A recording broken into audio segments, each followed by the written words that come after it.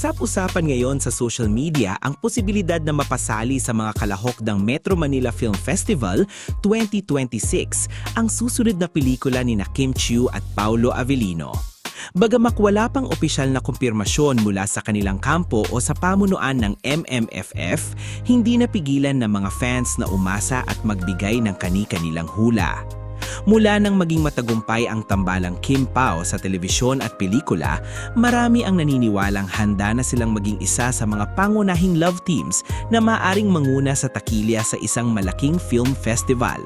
Kaya naman tuwing may balitang naghahanda na ang MMFF para sa susunod nitong edisyon, agad na nababanggit ng fans ang pangalan ni Kim at Paulo bilang isa sa mga nais nilang makitang kalahok.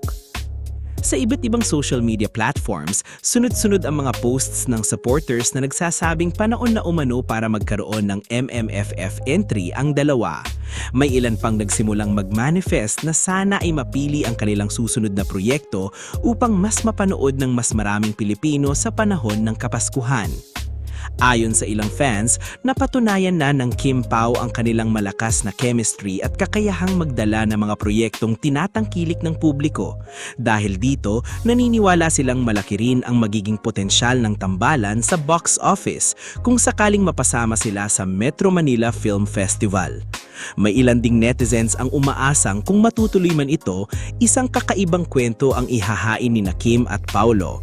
Maaaring isang romantic drama, feel-good romance o isang pelikulang may kakaibang konsepto na magpapakita ng panibagong side ng kanilang tambalan. Excited na rin ang fans na malaman kung sino ang posibleng direktor at production team na hahawak sa naturang proyekto.